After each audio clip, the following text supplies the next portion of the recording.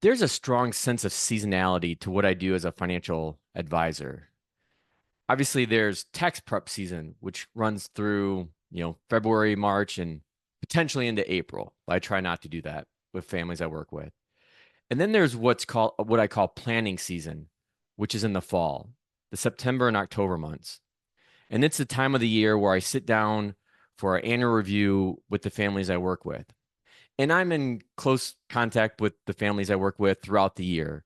But once a year, we sit down to really talk about the emotional side of financial planning for the most part. Yeah, we'll talk about numbers, how the plan's looking, how portfolios are doing, things like that. But what I really want to get out of these conversations with the families I work with is what's going on in their lives if there's something I don't know about. And I've been in planning season now for 2 weeks. And there's one theme that has come up multiple times. And when this happens, this is the time or the topics I want to bring to you. And quite pointedly, the topic is you have the power. So what do I mean by that? Like I mentioned earlier this year or on several podcasts, I've read the book Design Your Life by Bill and Dave. I forget Bill and Dave's last name. Bill Burnett and Dave Evans from the Stanford Design Your Life Lab. And they've written this great book. And soon I'm gonna work on, once I get through planning season, a whole series about this book and what I've learned. But going back to this point about you have the power, I know, and I'm certain you do as well, and maybe you are struggling with this as well, whether it's your career, relationships, even your finances, things aren't where you want them to be. Things aren't necessarily right. And it's really easy to get down on yourself when you're feeling this way. But at the end of the day, I come back to this point, and I've made it multiple times this week alone with conversations with families, is that you still have control. You have more control than you think. It's easy to focus on what's going wrong with life versus what's going right with life. And that's exactly what I did in a few of these conversations. And listen, this does not come necessarily easy for me. This has been one thing I've really focused on over the last really 3 to 4 years, but probably over the last 7 to 8 years of being able to focus on the good things in life and what that's done for me. So every day, part of like my opening ritual, when I walk down into my office and I start my day, I write down 3 things I'm grateful for. And I've been doing that now for about the last year and a half. And at first I thought, well, this is some kind of cokey, hokey thing to do. But I really believe that over this time span, it has helped me be a better husband, a better father, and a better advisor and a better friend.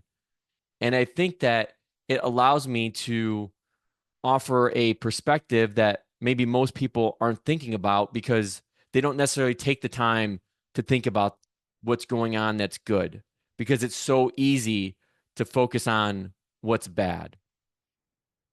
And so, one of the reasons, if you've noticed, there's been a change this season in the show. I've got Dr. Taryn Clark, who's a neurologist on a regular basis.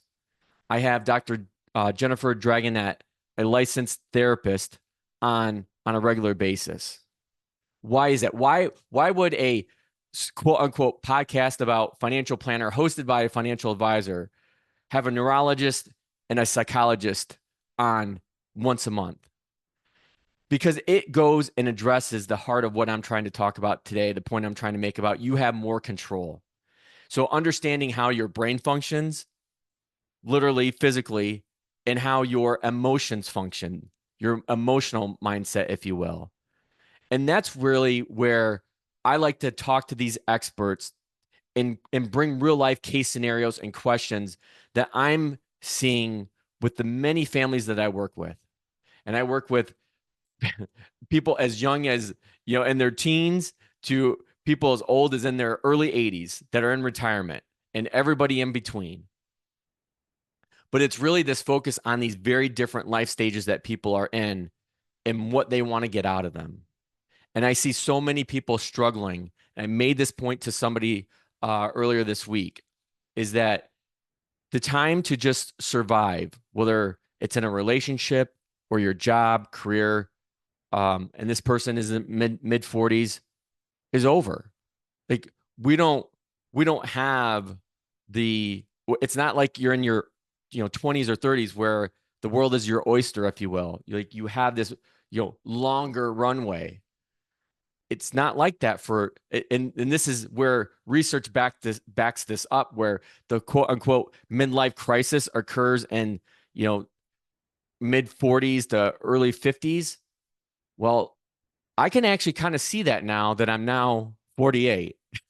And I don't want anybody thinking out there that I'm having a midlife crisis. I think I had my midlife crisis back when I was in my 30s, and I'm glad I did, because looking back on that, I took control and made a decision to put all my chips into this firm, my family, this name called TAMMA, and the families I work with.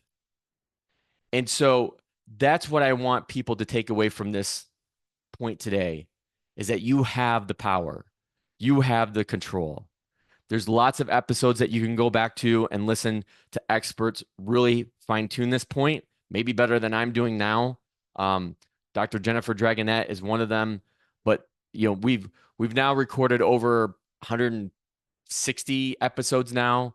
So I've written a lot on the blog about this topic, and it's important because, again, your emotional decisions affect your financial decisions. Your financial decisions affect your emotions. They go hand in hand. They are tied at the hip, if you will. So if you get anything out of this message today, know that you have more control than you realize, and you have the power to make changes. That's all for this week. We'll see you next time.